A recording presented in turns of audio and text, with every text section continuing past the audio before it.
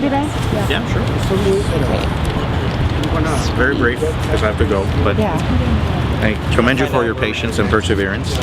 Do you? Oh yeah, absolutely. Yeah, look, we're in a democracy. I think it's great that we're out here and talking about issues, and it's we truly believe in reaching out and in this democratic process. We don't. I'm a person of faith. I believe that we should talk to everyone. I don't hate anyone. I don't believe in discrimination. A lot of stories lately about bullying. It's terrible. That is terrible.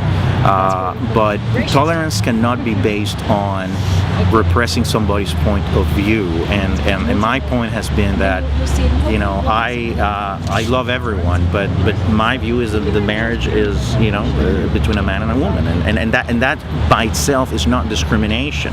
Discrimination to me would be abusing, bullying, discrimination. That's something that all Americans have to reject. And again, I mean, it's uphill to do what we're doing, and not a lot of people doing what we're doing.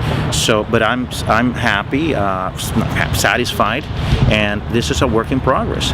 But we have a Latino community that is growing, that is much more sophisticated, more diverse, and but still deeply care about their values. And I think that on immigration, I'm just so frustrated how both parties have played with the issue of immigration for political purposes, and I think we have to somehow reestablish that coalition that we had to pass immigration reform, which includes legalization, but also a guest worker program. We cannot have comprehensive reform without a guest worker program.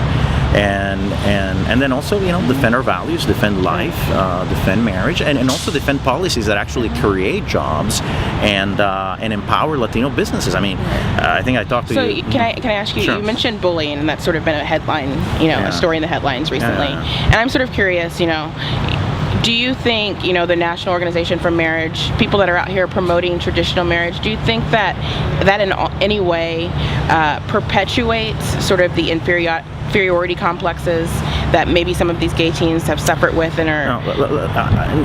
like, I think there's a stigma to being gay, and do you think it perpetuates that Are there people that are boneheaded and treat gays in an offensive manner? Absolutely. Do you think that having a state-sponsored, discriminatory system in any way because you're assuming that by defending marriage between a man and a woman, that means discrimination. I don't believe that is discrimination. What about don't ask, don't tell? How do you feel about that? Well, don't ask, don't tell is different because, look, I believe that nobody can be harassed. So in employment, you cannot discriminate against gays or anyone. The military is different. It's not civil society. It's a military environment where you have to preserve unit cohesion, and that's why I think don't ask, don't tell works. I mean, I don't think anybody should. The military should not be a forum for people to express their.